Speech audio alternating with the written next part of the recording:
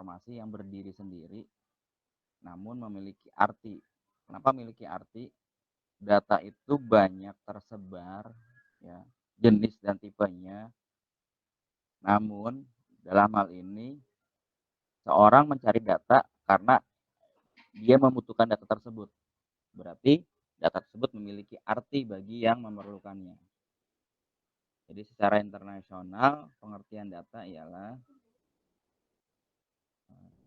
suatu informasi yang berdiri sendiri dan memiliki arti. Dalam arti berdiri sendiri, data itu banyak fungsinya. Yang paling mudah adalah secara distribusi. Satu. Dalam distribusi nanti ada yang untuk secara penggunaannya itu sama-sama atau penggunaannya yang pribadi. Nah, dalam arti memiliki arti, berarti yang mengolah data tersebut adalah faktor-faktor yang memiliki kepentingan. Seperti itu. Oke. Berikutnya, mengantar data mining. Data mining di sini karena mulai ketika era komputasi lahir itu ketika tahun 1980. Jadi era komputasi lahir secara internasional itu dicatat adalah tahun 1980. 1980 itu teknologi secara hardware adalah ketika sudah masuk ke era 32 bit pertama komputasi komputer. Dengan 32 bit, teknologi dari tahun 1980 bertahan sampai tahun 2022. Berarti kurang lebih 22 tahun 32 bit itu menjadi tolak ukur perkembangan komputasi. Mulai dari 2022 hingga sekarang masih bertahan di 64 bit. Gitu ya. Entah mungkin dalam beberapa tahun atau dekade kita akan beralih ke 128 bit. Karena tipe varian data ada semakin kompleks gitu ya. Kalau diterjemahkan dalam bahasa Indonesia namanya adalah seperti istilahnya ledakan data.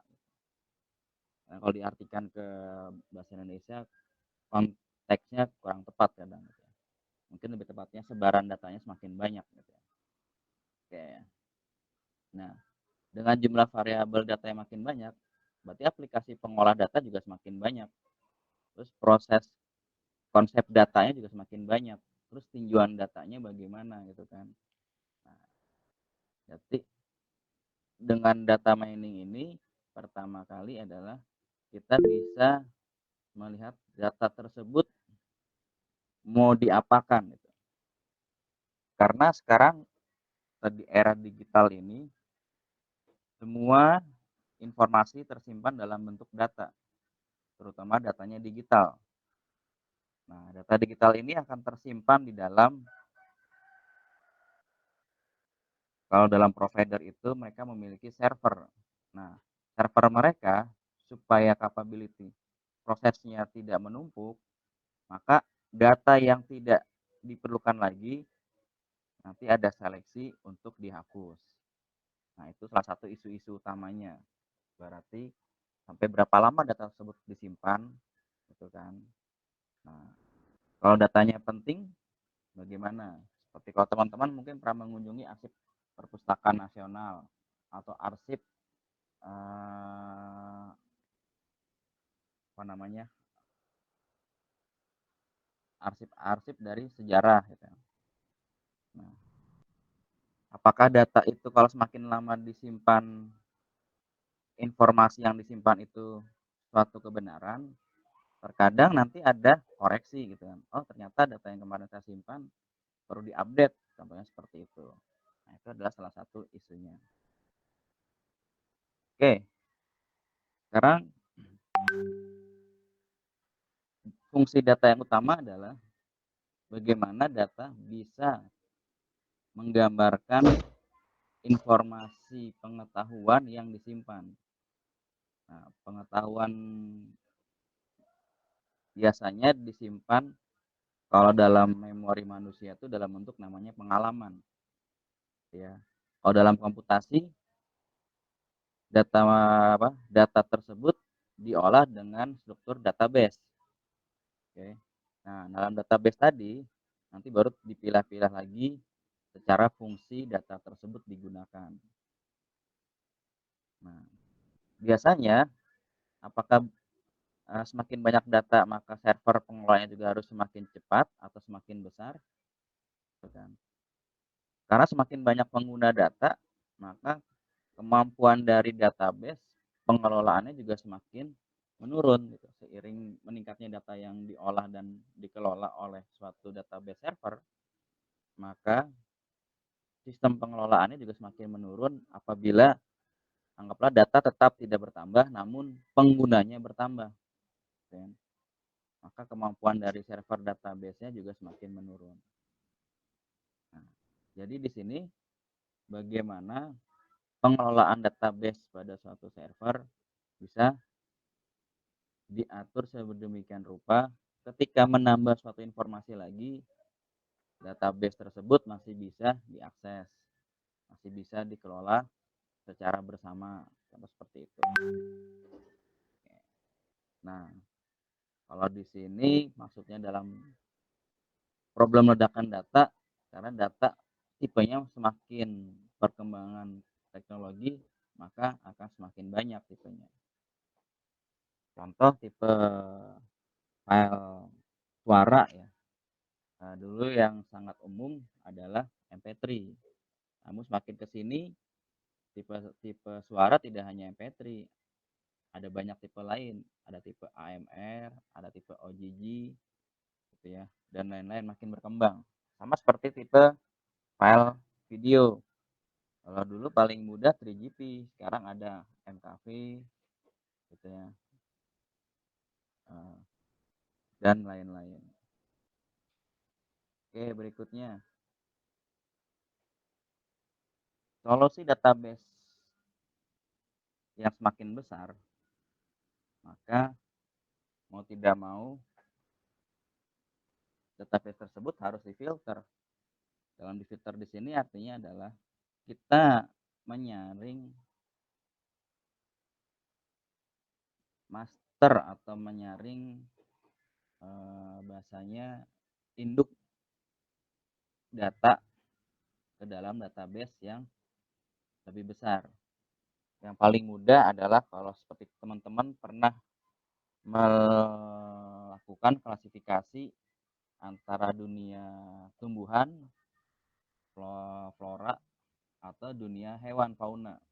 Nah, itu dengan menggunakan, apa namanya, hierarki, seperti nama Latin gitu kan. Jadi, dalam dalam penggolongan flora dan fauna itu ada klasifikasinya, contoh seperti itu, yang menggunakan, 7 penamaan dengan bahasa Latin, contoh seperti itu. Nah, jadi solusinya semakin banyak sebaran data tadi atau ledakan data atau variabel data, maka kita melakukan filter dalam, masukkan ke dalam database yang besar. Eee, Secara artiannya adalah melakukan penyimpanan di dalam suatu tempat yang cukup besar, kalau kita mungkin disebutnya gudang gitu ya. Namun nanti kalau disimpan makin bertumpuk, ketika kita akan menarik data tersebut, kalau tidak tahu secara tepat posisinya di mana, nah ini juga repot. Saya sudah menyimpan data kok, saya menyimpan data dalam suatu harddisk lah, tiba-tiba saya ingin mencari data tersebut 1 bulan berikutnya gitu kan, dan saya lupa penamaan file tersebut. Ketika saya menggali lagi data tersebut, nah itu namanya menambang data atau secara istilah umumnya ya data mining. Jadi data mining di sini adalah bagaimana ketika kita menggali informasi yang sudah kita simpan, di mana informasi tersebut adalah informasi yang kita perlukan, tidak memerlukan waktu yang cukup lama gitu. Oke, sampai sini teman-teman ada pertanyaan?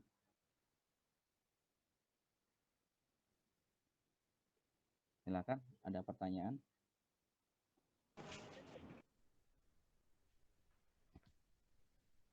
Suara saya kurang jelas. Hmm. Bentar,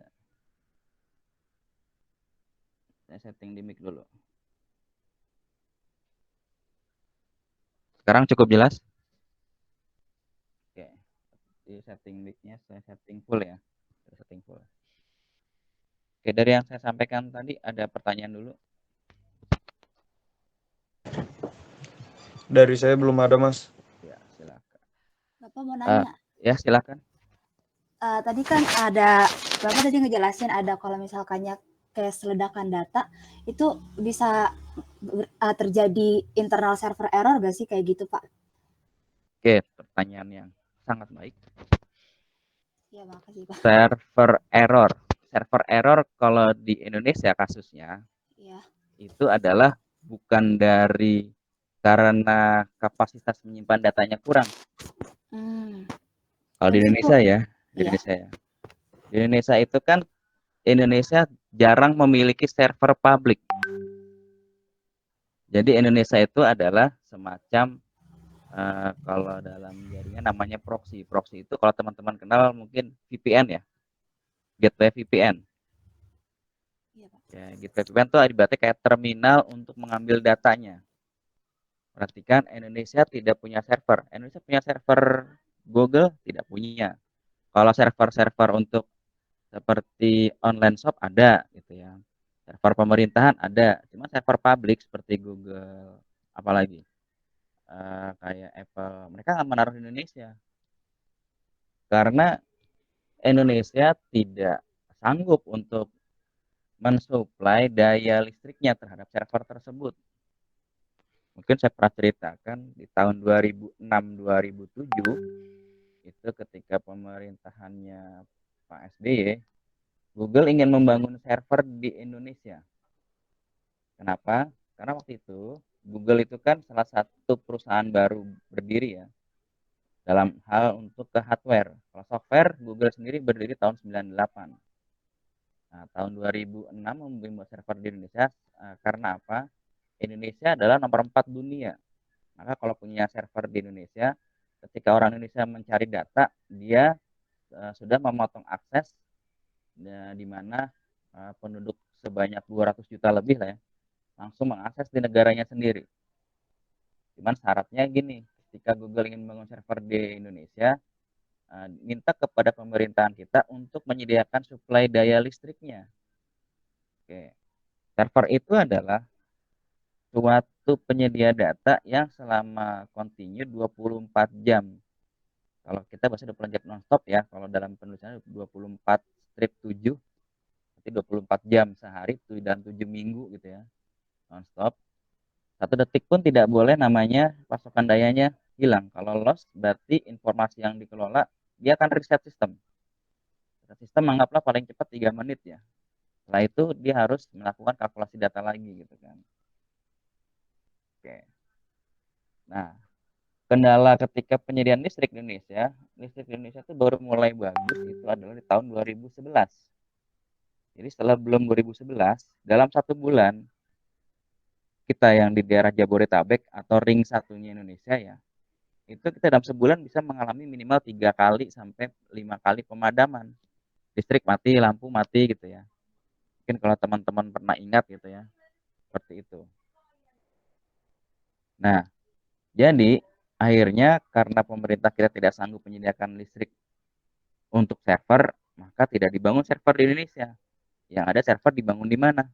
Malaysia dan Australia. Jadi Indonesia secara public server tidak punya. Nah, ketika tidak punya, maka mau nggak mau kita akan membuat gateway atau bahasa VPN. VPN artinya malah kita menyewa jalur pengolahan data kepada yang memiliki server dengan menggunakan jalur optik laut gitu ya. Pernah teman-teman dengar yang menghubungkan mungkin dari Jakarta ke Malaysia, Jakarta ke Australia. Nanti kalau kabel laut optiknya itu terputus, mungkin butuh perbaikan paling cepat 3 hari. Seperti itu gambarannya. Nah, jadi kalau untuk server overload data itu kemungkinannya jarang.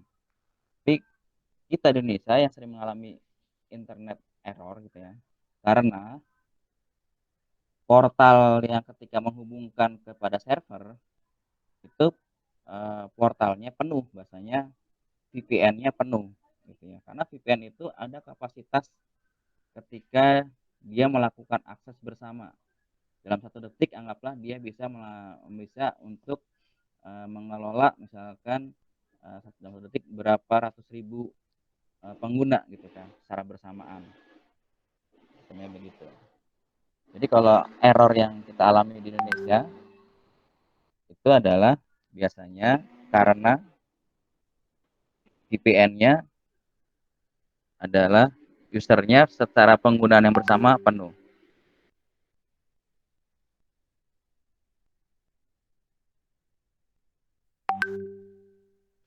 Oke, terjawab pertanyaannya? Iya Pak, terjawab Pak. Ya, jadi gitu ya kalau di Indonesia, karena paling mudah gini aja. Di antara kita ada mungkin dalam satu pengguna menggunakan dua nomor gitu kan ya. Nah, berarti kan menambah jumlah user. Jadi kendala ledakan data di Indonesia itu pertama adalah jumlah usernya. Jadi jumlah user yang bersamaan sekaligus, maka itu akan memenuhi dari media gateway-nya. Kalau teman-teman bahasa VPN-nya gitu ya, seperti itu. Nah, itu yang membuat sistemnya error. Kalau server secara publik dia sudah menyiapkan untuk data yang sampai 10 tahun ke depan gitu. Contoh seperti itu. Oke, saya lanjutkan ya. Ini adalah contoh komputer tahun 1940 dengan proyeknya namanya ENIAC.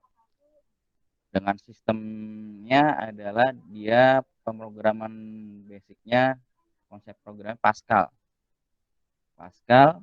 debugger, COBOL gitu ya. Tahun 50-60 baru menggunakan Fortran. Oke. Dalam sistem ini kita lihat ini komputer yang cukup besar ini membutuhkan ruangan yang besar pula, daya listrik yang besar juga. Kalkulasinya di sini jangankan sampai menyentuh angka gigahertz ya. Di sini angka sampai menyentuh angka megahertz saja juga masih jarang di tahun 40. Kecepatannya tidak aja berbeda dengan kalau teman-teman punya kalkulator sekarang. Sekarang kalkulator teman-teman tuh rata-rata clock speed-nya aja tuh kalau yang FX ya itu 300 MHz gitu ya. Nah, ini bayangkan itulah hebatnya teknologi manufaktur dalam bidang industri ya, manufaktur elektronik dalam bidang industri. Dari konsep ini penggunaannya adalah dioda tabung menjadi sekarang komponennya semikonduktor gitu. Dimana sekarang kalau yang high produknya adalah namanya mikroprosesor dan mikrocontroller seperti itu. Nah, salah satu gadget yang teman-teman gunakan seperti smartphone itu menggunakan mikrocontroller dan mikroprosesor. Oke, ini personal pengolahan data di tahun 2000-an awal. Tahun 2000-an awal di sini masih menggunakan kabel. Kalau mulai tahun 2011 sudah menggunakan nirkabel. Kalau kabel di sini berarti masih menggunakan sistemnya adalah LAN area. Nanti ada LAN, terus ada MAN dan WAN. Kalau MAN itu meliputi satu daerah besar, cakupan kota MAN, ya metropolitan. Kalau WAN itu sudah wide, itu ibaratnya seperti kalau teman-teman menulis HTTPS, kalau sekarang ya, kalau dulu adalah www ya. Gitu. Di tahun 2000-an ini adalah awal perkembangannya dimulainya koneksi data secara digital melalui internet. Oke. Nah, tapi paling banyak di sini hampir 80% menggunakan jaringannya kabel. Nah, di sini terhubungnya rata-rata masih menggunakan modem, menggunakan saluran telepon PSTN. Gitu ya. Nanti dengan modem melakukan koneksi data. Oke. Dalam modem, speed paling tinggi aja saya pernah merasakan itu hanya 128 kbps. Gitu ya. Jadi kalau saya mau ngopi file sebesar 3 megabit aja, itu butuh waktu kurang lebih 20 menit. 3 megabit. Ya 3 mega kalau sekarang teman-teman rata-rata kalau mengambil gambar pakai handphone ya, pakai foto yang pixel kameranya di atas 16 megapiksel pasti tersimpan antara 2 mega sampai 3 mega ya. Nah, itu berarti kalau teman-teman mengunduh file 3 mega tuh di zaman ini butuh waktu 20 menit lah rata-rata. Karena masih menggunakan kabel juga. Nah, kabel yang digunakan adalah ya kabel jaringan telepon. Jadi kalau ketika saya menggunakan jaringan data ya, maka telepon tidak bisa masuk. Sama sebaliknya ketika telepon terjadi koneksi, saya sedang menelepon maka jaringan data saya terputus gitu ya. Nah, sesuai dengan berlakunya hukum internasional dalam koneksi data, kalau teman-teman sedang melakukan koneksi data ya, misalkan sedang bermain game atau sedang melakukan koneksi data, tiba-tiba datang panggilan telepon tapi bukan panggilan telepon video call, tapi panggilan telepon yang secara voice. Maka semua aktivitas akan diputus karena hierarkinya secara internasional yang berada di level dasar adalah panggilan suara secara voice. Ya. Seperti itu gambarannya. Oke, sampai sini ada pertanyaan dulu, silakan.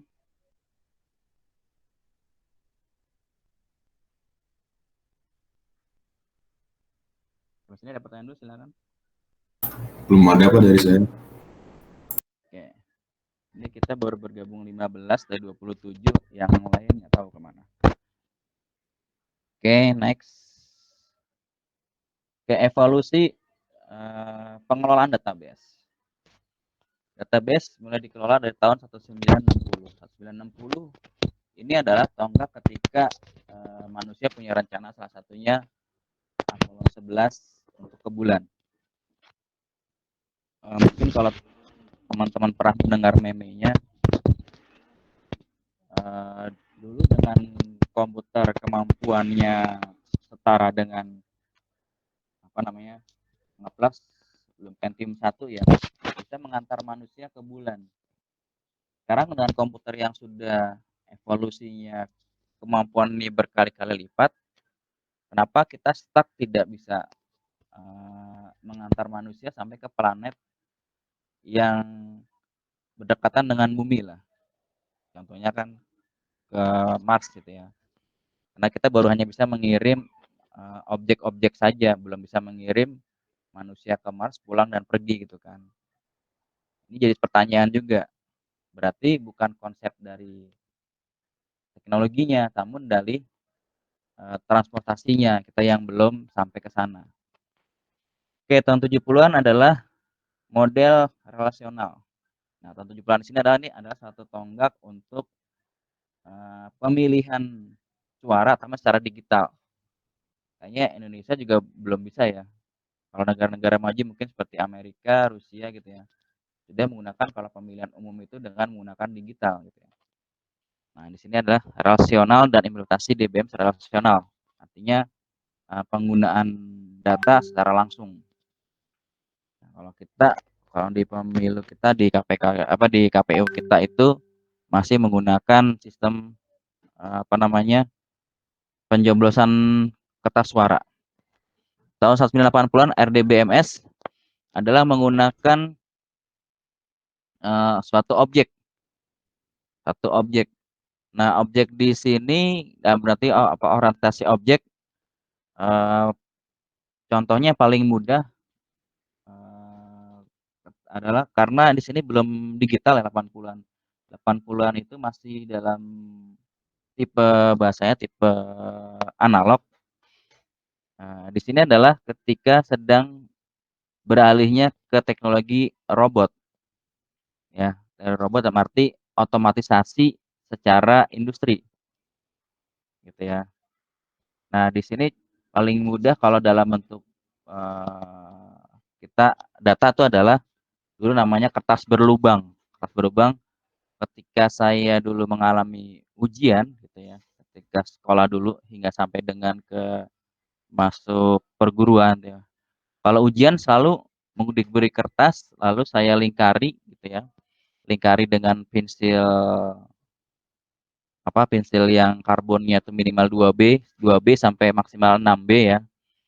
Nah, pensil kertas berlubang, saya lingkari bulat-bulat gitu ya. Nah, itu menjawab seperti itu. Itu contoh dari RDBMS contohnya seperti itu. Teman-teman ada yang pernah mengalami menjawab ujian dengan menggunakan kertas berlubang ketika sekolah dulu? Pernah, Pak. Pernah. Nanti kasih Pernah, kertas, nanti di bentuknya lingkaran gitu kan, nanti diisi gitu kan lingkarannya gitu kan. Itu namanya RDBMS contohnya. Atau dia adalah objek untuk deduktif. Oke, tahun 1990-an 2000, ya, nah ini adalah sudah mulai berkembangnya nirkabel. Nirkabel itu berkembang ada kebagi dua dalam topologi jaringan, ada tipe GSM dan ada tipe CDMA. Oke. Tipe GSM itu banyak diadopsi oleh negara-negara yang kepulauan. Contohnya Indonesia, kepulauan. Malaysia juga kepulauan. Filipina, Korea, Jepang, UK. Nah, mereka lebih familiar menggunakan GSM. Kenapa GSM? Karena GSM itu adalah gabungan dari satelit bumi itu dan satelit yang mengorbit gitu ya. Satelit bumi itu contohnya kalau teman-teman lihat sekarang namanya BTS. Nah, BTS itu adalah kalau teman-teman lihat tiang pancang yang kakinya 4 merah tinggi. Lihat ya, paham? Itu namanya BTS. Base Station. Ya, base telekomunikasi station. Jadi itu adalah stasiun bumi untuk mengirimkan informasi dengan menggunakan frekuensi sinyal kepada smartphone kita. Ya. Jadi kalau GSM itu gabungan dari satelit bumi atau BTS dengan satelit yang mengorbit. Kalau satelit mengorbit kita menyebutnya satelit aja biasanya gitu ya. Nah, kalau untuk negara-negara seperti kayak Eropa atau Amerika, dia kan tidak terputus oleh satu laut ya yang bisa dijangkau oleh daratan. Maka mereka hanya menggunakan satelit bumi aja. Maka lebih condong menggunakan CDMA. Seperti itu. Nah, jadi perbedaannya adalah dari topologi geografisnya yang menyebabkan suatu negara memilih GSM atau CDMA. Indonesia dengan kultur topologinya adalah kepulauan, maka menggunakan GSM. Sedangkan kalau untuk yang bisa dihubungkan dengan daratan, maka umumnya menggunakan CDMA. Nah, kalau yang sekarang teman-teman kenal itu adalah level dari akses datanya. Level akses datanya, kalau teman-teman kenal nanti ada dari mulai 2G. 2G itu adalah teks data atau dulu terkenal namanya SMS ya. SMS itu mulai dari adopsi dari tahun 95 hingga tahun 2002. Hingga tahun 2002 sudah masuk eranya adalah 2,5G atau namanya Edge. Ya. Nah, Edge ini lahir di tahun 2002, cuman familiarnya adalah ketika adanya BBM. Ketika BBM BlackBerry ya, oleh pelopor BlackBerry itu sudah menggunakan paket data 2,5 di Edge. Ya. Nah, itulah salah satu faktor kenapa BlackBerry tertinggal dari Android karena BlackBerry masih menggunakan jaringannya yang Edge atau 2,5, sedangkan tahun 2006 3G lahir. Nah, 3G lahir itu diadopsi pertama kali oleh Apple. Apple dalam melakukan koneksi informasi gitu ya. Lalu Android baru lahir di tahun 2009.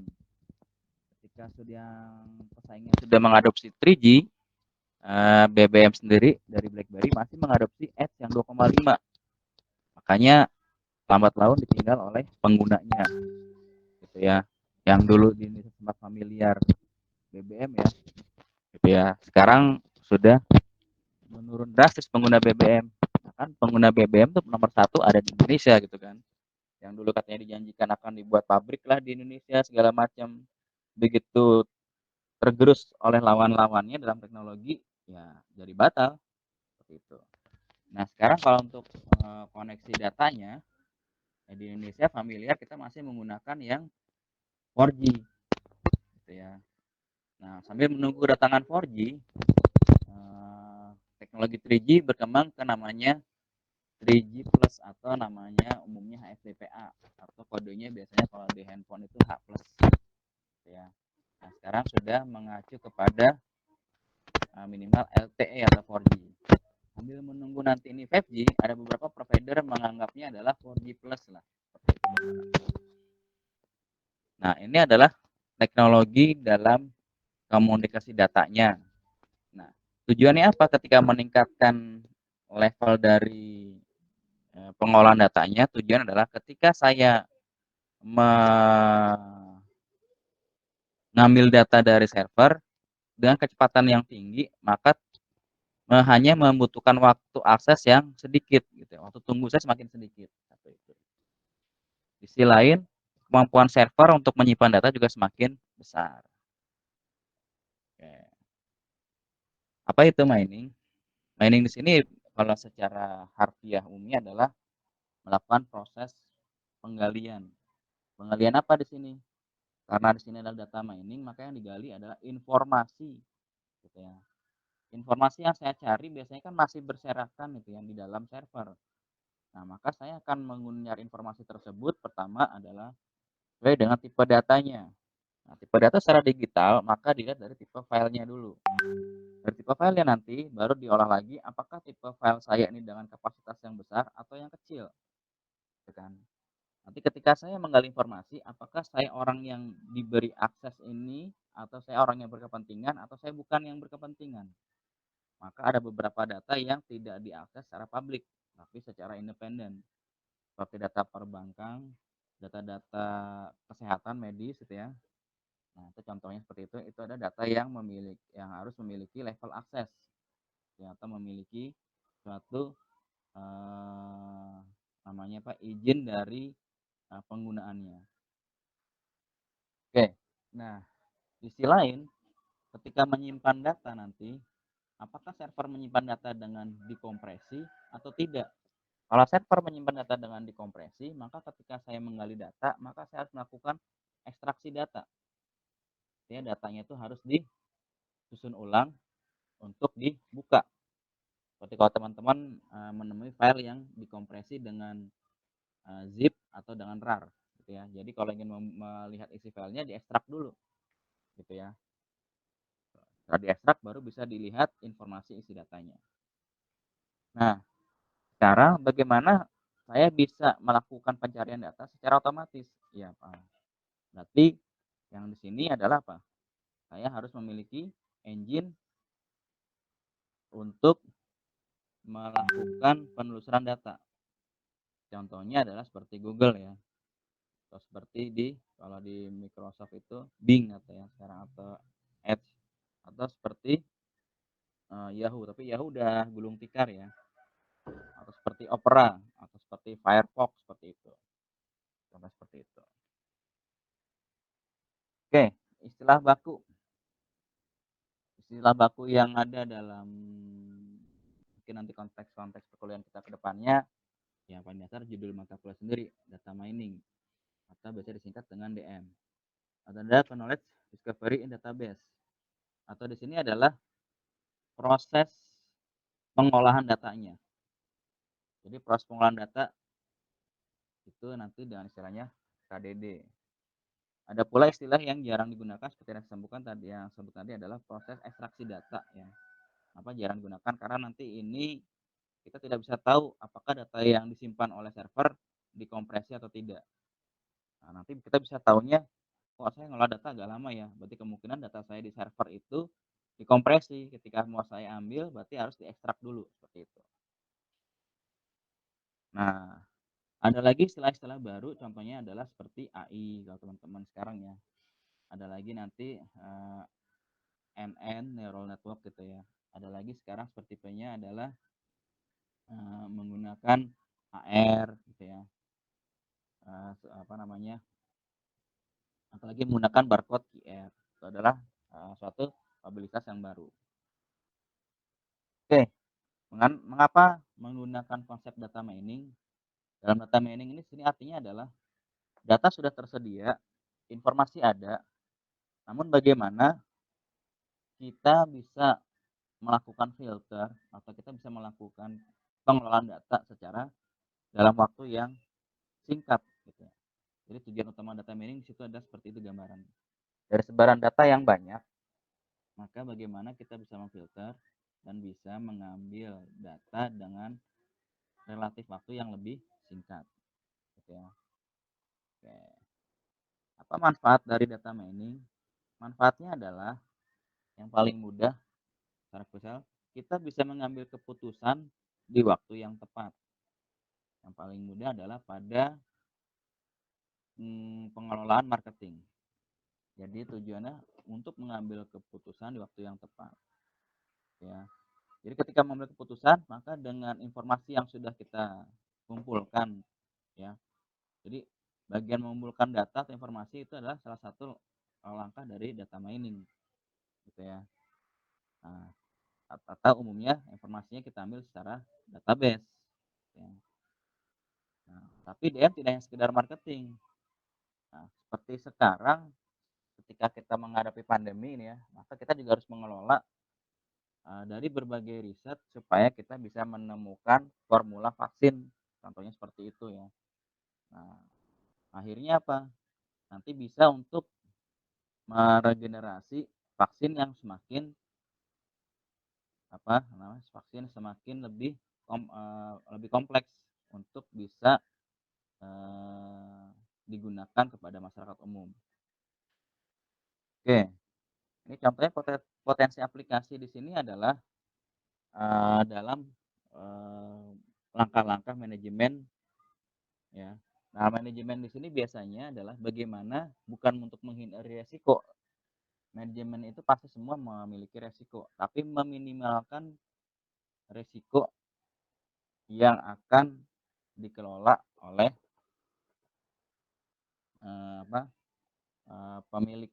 pemilik dari suatu usaha ya. Jadi potensi aplikasi dari data mining di sini adalah saat kita mengambil keputusan pasti memiliki resiko. Tapi kalau kita sudah memiliki informasi yang cukup, maka kita akan meminimalkan resiko yang akibat dari keputusan yang dipilih oleh pihak manajemen. Nah, di sini diantaranya dalam memfilter resiko ada langkah-langkah seperti memiliki asuransi, ada quality control, ada analisis dari hipotesis ya, analisis kompetitif dari persaingan dengan seperti itu. Oke, aplikasi lain diantaranya apa? Diantaranya adalah tadi yang saya sebutkan di sini adanya analisis DNA dan biodata. Nah, ini sekarang yang sedang jadi pandemi global ya. Nah, ini contoh analisis DNA gitu ya untuk COVID gitu ya, COVID-19 ini. Terus ada streaming data mining. Nah, streaming data mining ini adalah kalau teman-teman sekarang lagi viralnya adalah penambang kripto ya. Nanti adalah Bitcoin gitu ya. Penambang kripto dan Bitcoin seperti itu. Ini adalah streaming data mining.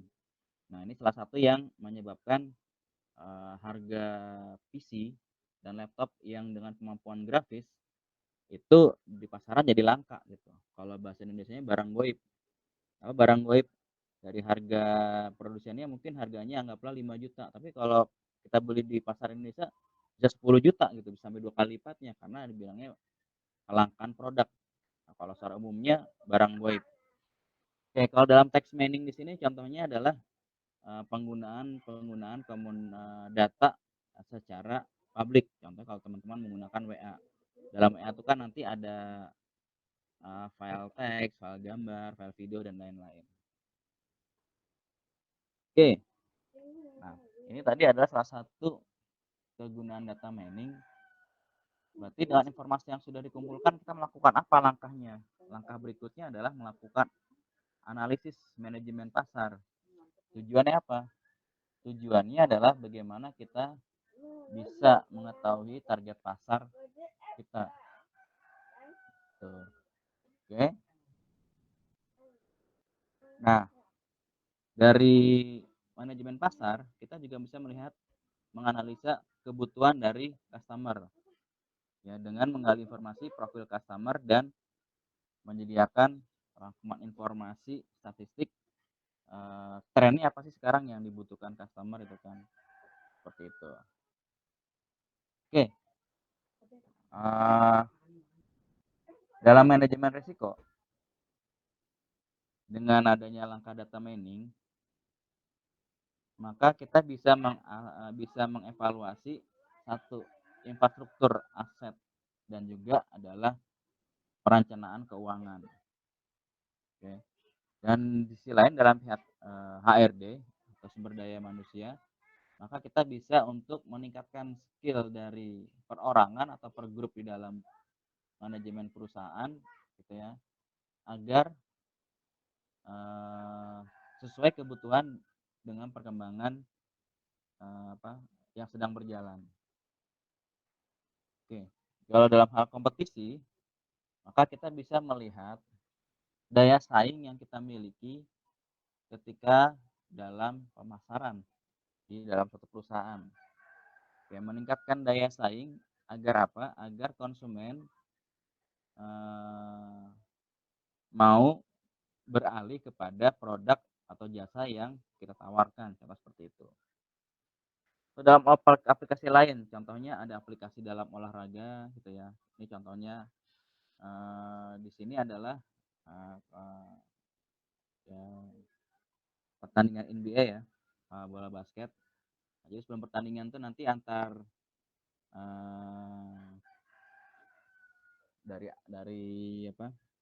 antar grup akan memberi prediksi grup mana yang akan menang. Contoh astronomi di sini adalah dengan data mining maka bisa untuk memetakan perbintangan, contohnya seperti itu. Nanti perbintangan bisa melihat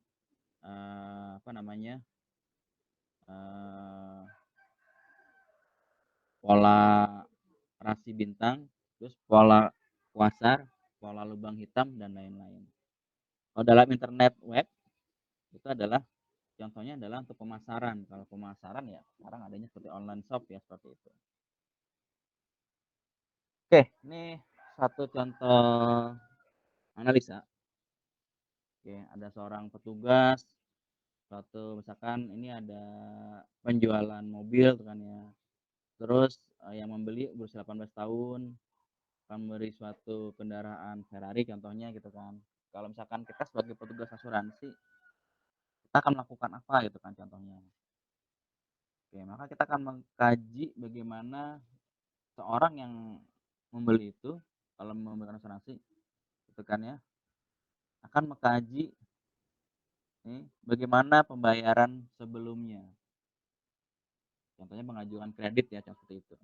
Kita mengkaji lagi karena di suatu kendaraan, maka penggunaan pasti di dalam transportasi jalan raya, gitu kan ya. Nanti kita lihat dari gendernya dulu, gitu kan. Gender dan dari usia, gitu kan. Terus dari model yang akan dibeli, mobil yang dibeli, terus tempat tinggal dan sebagainya. Mungkin teman-teman pernah dengar ya, kalau misalkan ada yang akan mengajukan kredit, pasti nanti dari yang memberi anggunan akan mengontrol tempat tinggal kita di antara seperti itu. Terus melihat rata-rata peluang pembayarannya bagaimana. Terus peluang terjadinya kecelakaan bagaimana dari tempat dia tinggal, bekerja, dan penggunaan mobil tersebut. Contohnya. Oke, contoh 2. Untuk mengakses web untuk analisa. Contohnya adalah situs organisasi. Kalau kita seperti yang di Pancasila nih, ada LMS, ada SIAP gitu ya, seperti itulah contohnya. Nah, itu untuk adaptasi GUI atau bahasanya antarmuka pengguna user untuk log informasi. Oke, data mining dalam suatu proses KDD. Nah, KDD tadi adalah apa? Proses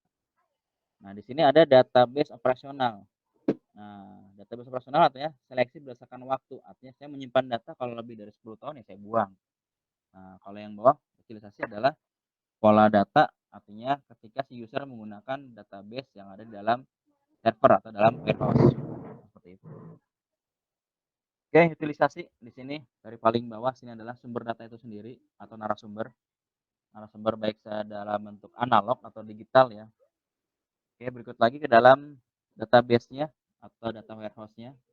Masuk ke dalam analisa statistik, query dan pelaporan, eksplorasi data. Masuk ke dalam data mining. Nah, data mining itu bisa untuk dua arah. Ketika menyimpan informasinya bagaimana dan ketika menggali informasinya bagaimana. Di data mining itu adalah di tengah-tengahnya. Terus bentuk penyajian datanya bagaimana? Penyajian data ketika nanti diambil dan penyajian data ketika disimpan. Nah, nanti dari informasi yang didapat dari proses data mining ini, maka kita tujuan akhirnya adalah bagaimana membuat keputusan terhadap data yang kita gunakan. Arsitektur data mining, oke, kita lihat dari yang paling bawah dulu dari data warehouse atau database ya.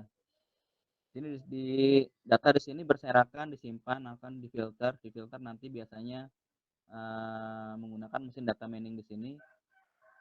Disimpan berdasarkan dari entah tipe data, entah pola data dan segala macam. Ada evaluasi pola langsung ditampilkan dalam GUI. Kalau GUI itu biasanya adalah layar dalam gadget kita ya, atau layar dalam handphone, laptop segala macam. Nah, ini proses penggunaannya. Nah, kita sendiri sini sebagai user, kita melihat data yang ada di dalam tampilan gadget kita. Nanti si gadget kita atau gawai kita ya, atau handphone ya, dia nanti akan melakukan proses kan, proses terhadap data yang sudah diunduh biasanya seperti itu. Nah, pola ketika interaksi data ini maka akan melahirkan namanya basis pengetahuan. Basis pengetahuan di sini bukan suatu ilmu yang seperti yang kita pelajari. Basis pengetahuan di sini adalah pengetahuan dalam evaluasi pola data mining gitu ya. Jadi tujuannya apa? Tujuannya entah data itu besar, entah data itu kecil atau user penggunanya banyak, maka akses tunggunya atau kalau bahasanya RTC-nya, real time clock-nya, ketika saya melakukan akses sebisa mungkin adalah tidak terlalu lama gitu. Karena kalau terlalu lama maka tidak efisien. Nah, tujuan dari sini diantaranya setelah saya punya informasi dari data mining, maka saya harus mengambil keputusan dari data yang saya peroleh. Seperti itu. Oke, rantai nilainya pertama di sini adalah data. Di dalam data ada apa? Oke, sesuai dengan saya ulang lagi sesuai dengan konsep internasional, data itu adalah informasi yang berdiri sendiri dan punya arti. Maka dalam data ada informasi. Dan informasi yang saya gali apa dia? Maka saya mendapatkan pengetahuan. Dari pengetahuan yang saya dapat, saya bisa melakukan apa? Melakukan keputusan. Jadi data yang saya lakukan tadi dengan menggunakan data mining, proses data mining itu ada proses bolak-balik ya, dua arah. Maka saya bisa melakukan keputusan dari informasi yang saya peroleh setelah informasi tersebut dikelola dengan pengetahuan yang sesuai dengan informasi tersebut. Oke, fungsionalitas data mining. Nah, dalam fungsional data mining yang utama di sini adalah melakukan suatu kondisi logik ya. Dalam hal paling mudah adalah melakukan suatu penaksiran nilai. Contoh, hari ini kira-kira nanti sore hujan nggak ya gitu. Itu contoh paling mudah. Nah, ketika kita melakukan suatu penaksiran nilai, maka di situ yang paling mudah adalah melakukan suatu klasifikasi perakiraan ya, seperti itu. Nah, konsep perakiraan yang paling hierarkinya yang paling tinggi itu adalah dengan menggunakan jaringan saraf tiruan atau neural network. Oke, kalau dalam numerik paling contohnya kalau dalam numerik adalah kita melakukan kalkulasi seperti kalkulus dan lain-lain gitu ya. Oke, ini adalah pengelompokan data ya. Oke, ini bisa saya lewat aja karena dia berdasarkan objek ya. Kalau sekarang tipe file lah sama seperti itu. Oke, tren evolusi kalau secara devaluasi. Oke, evaluasi data sekarang paling mudah adalah kita selalu menggunakan portalnya adalah alamat email ya. Paling mudah seperti itu ya. Kenapa alamat email? Karena alamat email untuk suatu ID user, bahwa usernya itu aktif gitu. Nah kalau udah nggak aktif ya berarti dia apa, membuat nanti database server jadi penuh. Oke, apakah nanti dari akan membentuk suatu pola yang menarik? Iya. Kenapa? Dari contohnya, eee, pola di sini contohnya kalau yang untuk membuat keputusan adalah pola dalam penjualan, nah contoh seperti itu. Oke, penambangan data yang jumlahnya besar, entah sampai dengan ribuan atau dengan ratusan ribu atau mungkin sampai jutaan ya, maka pola tersebut, eee, bisa mempengaruhi keputusan dari pihak marketing, contoh begitu. Atau bisa untuk melihat dari ketersediaan, produk di pasaran, contoh seperti itu. Nah, pola-pola yang menarik adalah bagaimana pola dari interaksi data yang dilakukan oleh user kepada database, berarti itu yang sedang dibutuhkan, gitu ya. Oke, kalau misalkan kalau teman-teman di online shop itu pasti ada, apa namanya, kalau kita sedang searching produk yang akan kita inginkan dimasukkan ke dalam keranjang gitu kan, dalam keranjang pembelanjaan. Nah, nanti biasanya dalam keranjang pembelanjaan, dari server online shop akan mengirim balik nih, untuk melakukan penawaran-penawaran agar kita menyelesaikan hingga sampai dengan pembayaran kepada produk yang sudah dimasukkan ke dalam fitur keranjang di online shop yang sudah, kita pilih seperti itu. Oke, ada, objektif dan subjektif. Kalau objektif itu, dilihat dari si pihak user-nya sendiri, yang paling penting adalah faktor kepercayaan.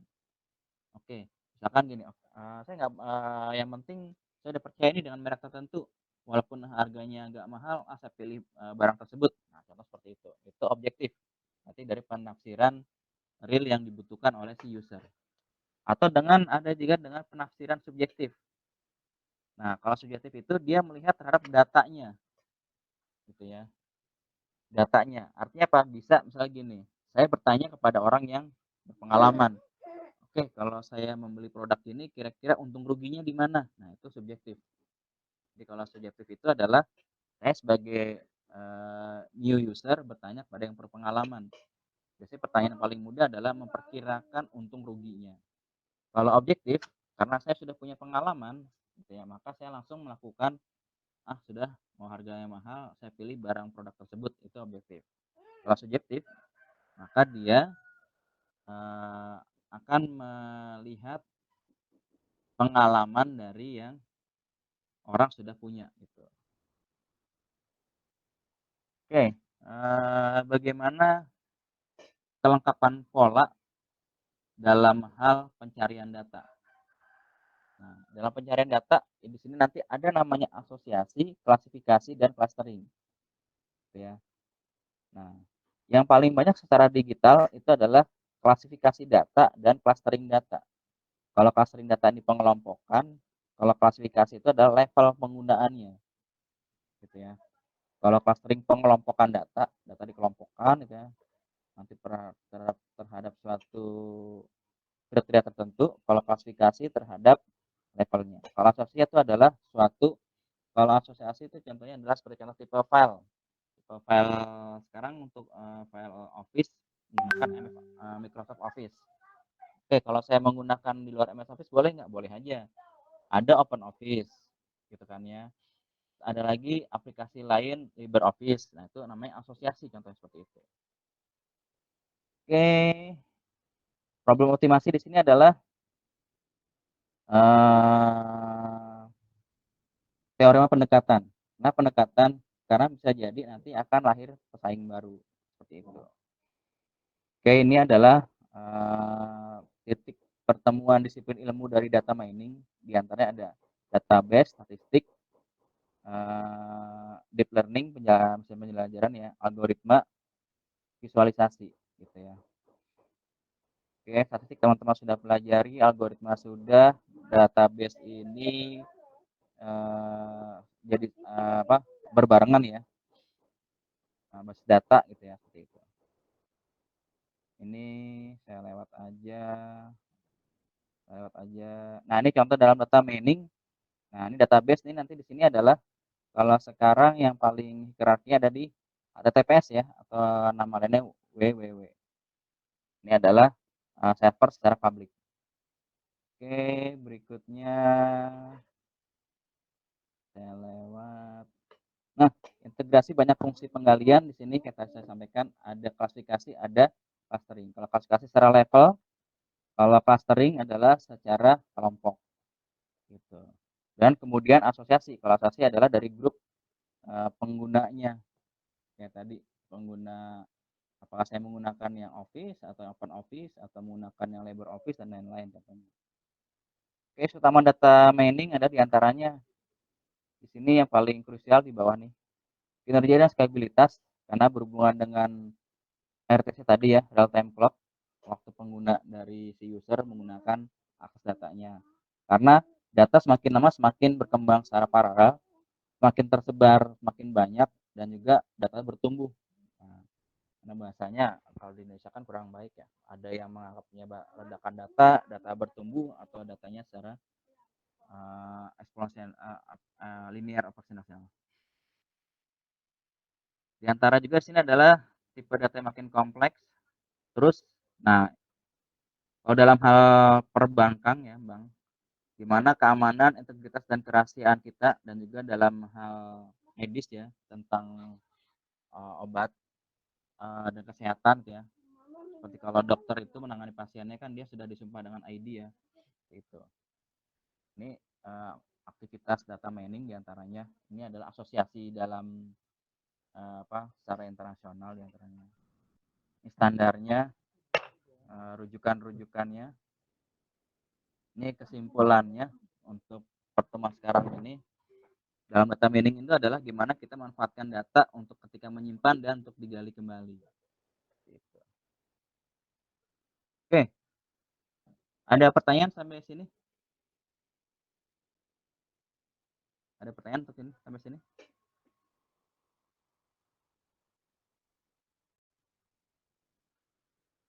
Pak, Bapak, Silakan.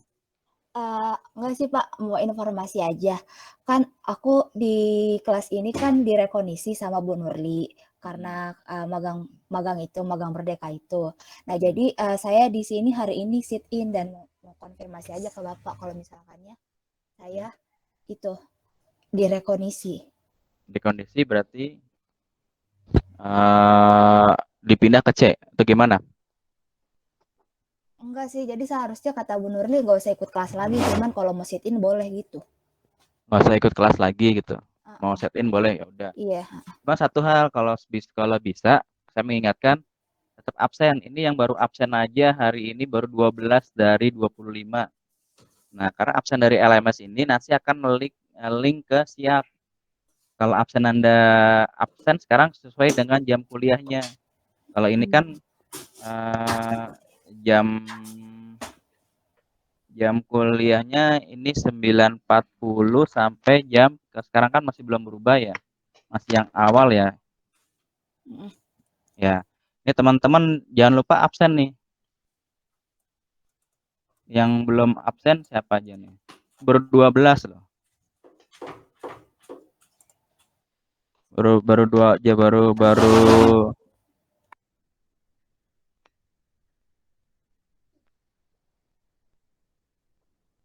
12 yang absen nih.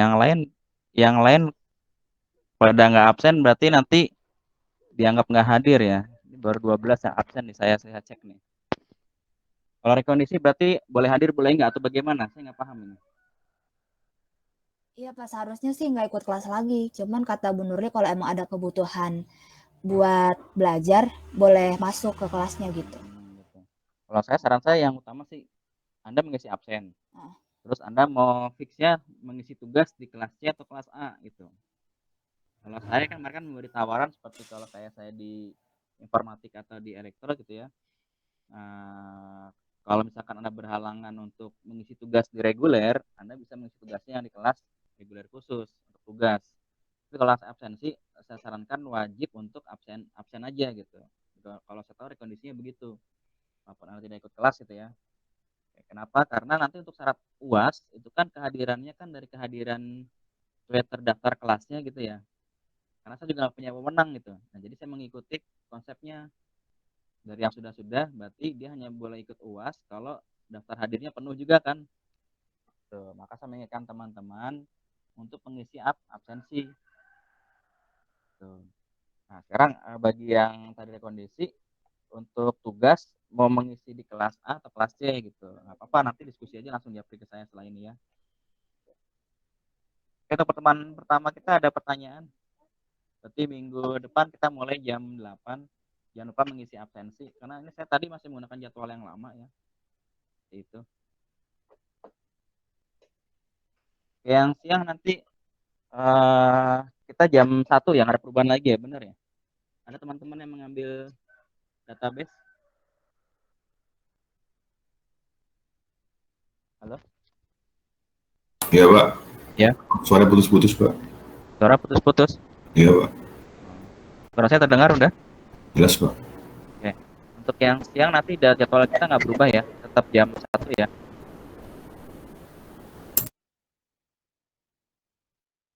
Halo? Iya, halo Pak. Yang siang teman-teman ada yang mengambil database? Nggak ada Pak. Nggak ada ya? Bagi semua ya udah. Oke, berarti untuk pertemuan kali ini saya cukupkan sekian. Itu di materi LMS itu kan ada 2 file ya. Ada 2 file. Untuk yang materi B itu kan ada pertanyaan ya, ada 4 pertanyaan. Nanti akan saya buat untuk teman-teman untuk dijawab. Saya beri waktu hari ini diselesaikan untuk menjawab pertanyaan yang ada di materi B yang di konsep gitu ya. Seperti itu. Oke, ada pertanyaan cukup? Oke, kalau cukup terima kasih. Sampai jumpa pertemuan berikutnya. Tugasnya dikerjakan, saya kasih waktu nanti sampai dengan pukul sampai tengah malam bisa berapa. Oke, terima kasih. Selamat pagi dan wassalamualaikum warahmatullahi wabarakatuh. Waalaikumsalam warahmatullahi wabarakatuh. Waalaikumsalam warahmatullahi wabarakatuh. Terima kasih, Pak. Terima kasih, Pak. Ya, kan tinggal